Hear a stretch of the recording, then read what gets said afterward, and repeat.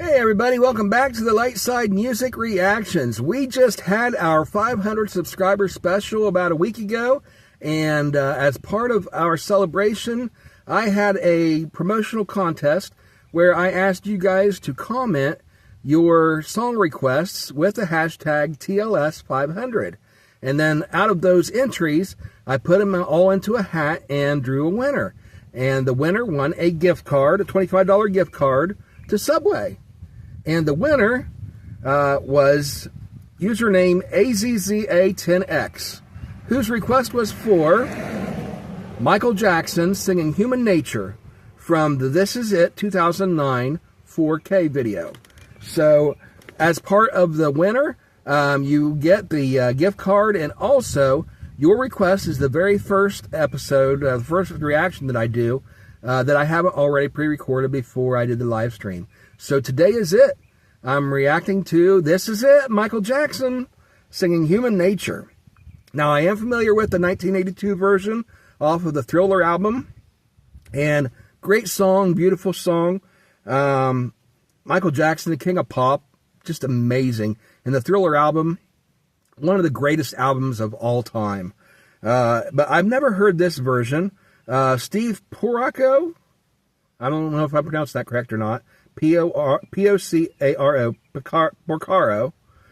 Porcaro, wrote the song Human Nature after comforting his young daughter who had a bad day at school, and this inspired the song's theme of resilience, as according to AI search on Google. Now this version, the 2009 version, is from the documentary film This Is It, about Michael's preparation for the This Is It tour, which was canceled due to his death in 2009. So he never got to see this in production. This is something he was planning for, and so that makes it more special to his fans. But anyway, let's go ahead and check this out. This is Michael Jackson's Human Nature from the This Is It tour and documentary. And this is the 4K version. There's a link in the description where you can check out the video and the song in its entirety without me interrupting and talking over it with my analysis. Anyway, let's go ahead and check it out. Here we go.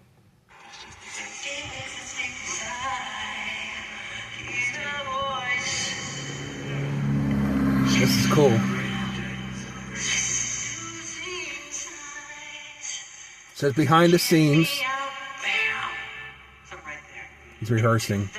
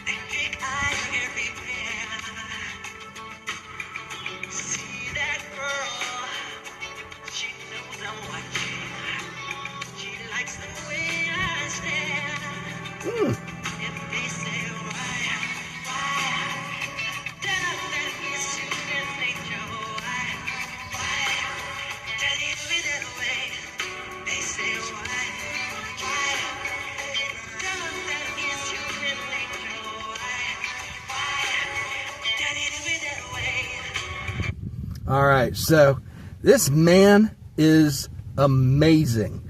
Just hearing the music, just hearing him singing live like this, you know, I don't know how much of this might be auto-tuned after the fact. This is 2025, so there's a trend going on right now where they go back and auto-tune old videos. And so it may not be authentic to his actual voice, but I tell you what, I'm going to give it the benefit of the doubt and assume that this is just his raw vocals from this live rehearsal. It is just phenomenal. It's amazing. He's going through the dance motions. You know, a lot of times when you have a band rehearsing, or an artist, a performer rehearsing ahead of time, their vocals aren't going to be precise. They're not going to be exact. They're going to be hitting flat notes and sour notes and all kinds of stuff. I'm a performer. I was in a live band for years, and we toured for 2 decades, singing our own original songs plus covers. And so I know what it's like. Rehearsals are notorious for you just don't get it right every time. That's why it's a rehearsal. So you go over it over and over and over again till you get it right. And then you hope that the time when you are actually in front of an audience that you do get it right. And but he's just doing amazing here, hitting every note while he's doing the dance moves and stuff. They're doing the choreography and everything. It looks like they're planning out the choreography while they're doing this. Once again, I'm not putting the video on the screen here, but you can go to the video in the link and check it out. But it just shows his skill as a performer, that what he's most famous for, probably even more than his amazing voice and his singing. I've commented before, we did a reaction to a song he did with Barry Gibb about his falsetto style and just how amazing his voice is naturally. You go back to his days as a child singer with the Jackson 5, and all up through the years as his voice just grew into the amazing voice that it became. And in addition to that, just such an amazing performer, and to combine those to where he's still able to not just be a great performer as far as the choreography and the dance moves and every step on all those things, which basically he was a pioneer just in the dance moves and stuff like that. Beyonce, you got nothing on Michael Jackson, I hate to say. Nobody does. He's like the king of pop for a reason. And that's not putting anybody else down. It's just saying he made the bar pretty high. And so we've got some artists that come along since then, like Bruno Mars, that I absolutely loved, because the first time I heard him, I thought, oh, there's Michael Jackson. There's somebody that is on par with him, that has the same type of voice and the same type of presence on stage that's so captivating. When you see him live, he's got that same stage presence as Michael Jackson had. And then you got The Weeknd, who also has that similar vocal style. It's just amazing that some of these new performers are following in the tradition that Michael Jackson left behind, that were inspired by him. But you can't top the king of pop. I mean, there's no comparison. And so, just amazing. Let's take a look at the lyrics so far. And of course, it looks like I'm following along here with the lyrics from the 1982 version. It's all I could find online. But the verses are a little bit out of order. They're doing it in a different order than apparently they did on the original recording. They starts out, looking out across the nighttime, the city winks a sleepless eye. This first verse, he sang a cappella. It's like they were working out the choreography, was the point of this dance and this performance. Is that he wasn't focusing on the vocals and on the music and on the singing, but judging from the images on the screen, it looked like the choreography was what they were still focusing on. And yet still, the vocals are just so clear and so amazing. Looking out across the nighttime, the city winks a sleepless eye. And that's very poetic, describing the city at nighttime. You look out and it's nice and quiet, but it's still sleepless. The city is awake, and while people were trying to sleep, the city's still awake. Hear her voice shake my window, sweet seducing sighs.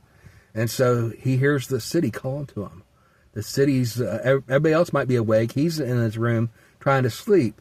And yet, the city is like a lady calling to him in the night, whispering, wake up, come spend some time with me.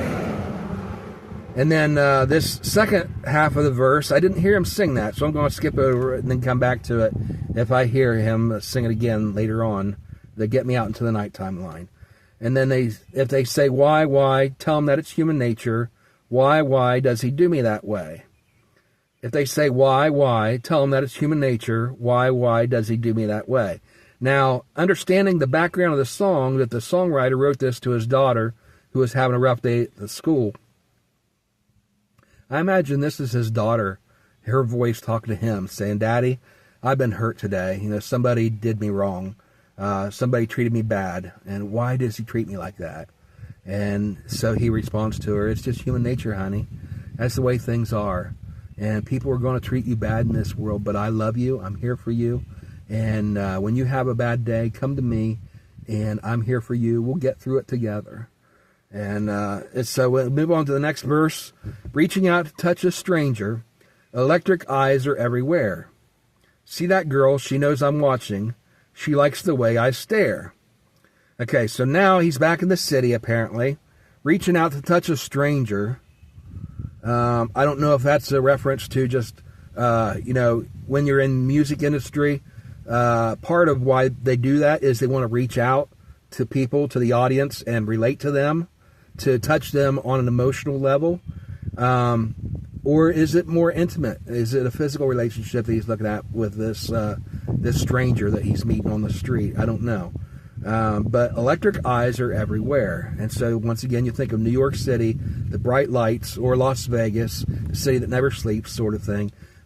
Even at nighttime when people are going to sleep, if you have your blinds open, the lights are still flashing out there.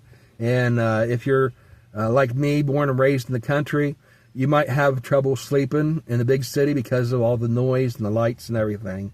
And electric eyes are everywhere. Not just that, but the electric eyes. Not just the lights flashing, but when he talks about electric eyes, you almost imagine, the cameras are everywhere. Somebody's watching everywhere you go in the big city. And in this day and age, that's a common thing in whatever community you're in, even a lot of small towns. There's no sense of privacy anymore because there's cameras literally on every street corner. Electric eyes are everywhere. See that girl, she knows I'm watching. She likes the way I stare. So he's met this girl, and once again, I don't know. I like to imagine, I think that he's talking about the city once again. He's carrying that theme all the way through. He sees the city, and the city knows he's watching. And the city likes the way, is attracted to the way that he's attracted to the city. The city likes the attention. The city likes the people that live there and wants them to be part of its life. If they say, why, tell them that it's human nature. Why does he do me that way? All right, now let's go ahead and get back into it.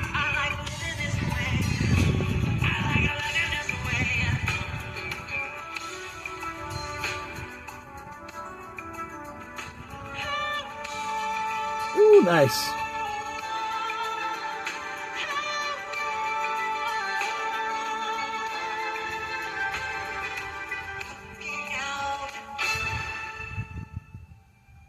Ooh, pause for effect.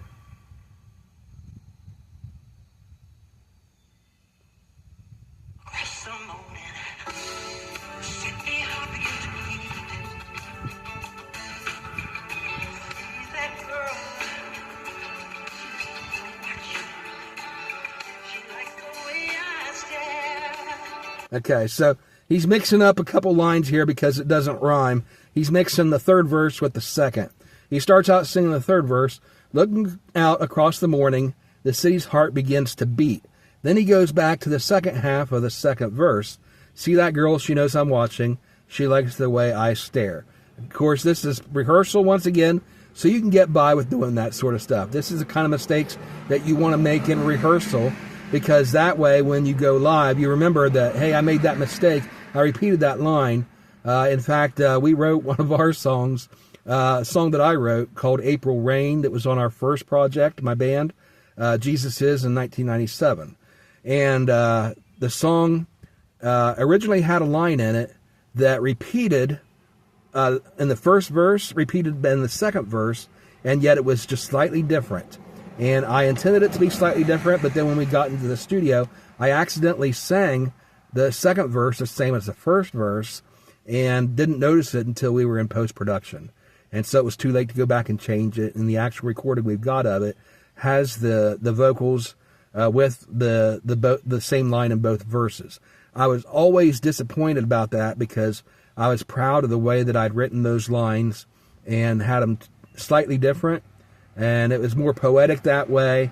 And honestly, I feel like it made more sense lyrically, too, the way that I'd originally written it. But it was too late to go back and fix it.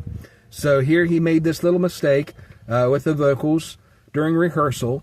But once you get out live, then that you remember that, hey, I mixed up those verses that time. This time I'm going to pay a little bit closer attention. I've already got the moves down We practiced the choreography, which is the focus of this rehearsal. And so he can focus a little bit less on the choreography and more on remembering, I already sang this line. Let's sing the next line instead. All right, reaching out, I touch her shoulder. This is the correct line that he would have sang there. Okay, looking out across the morning, the city's heart begins to beat. Reaching out, I touch her shoulder. I'm dreaming of the street. And so once again, that big city, and he's talking to her as if she's a woman, that he's trying to win her heart and she's trying to win his.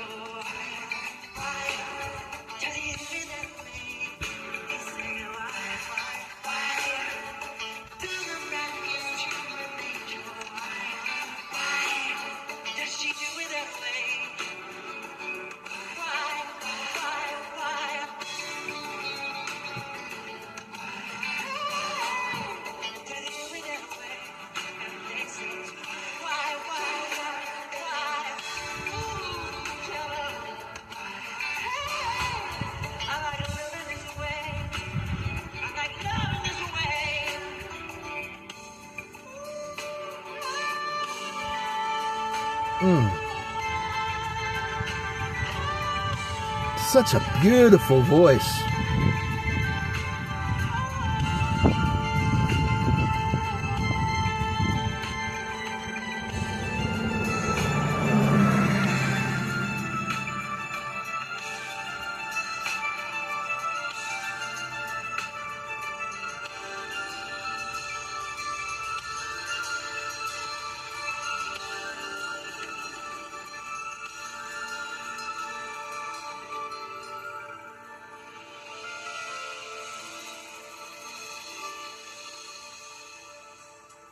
And then he walks off stage.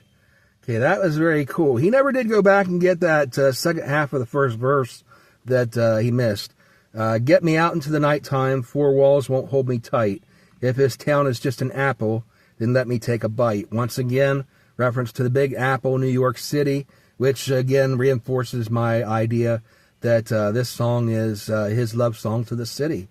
Even though originally it was written, that chorus was written for the songwriter's daughter, it seems like the song overall is about the city.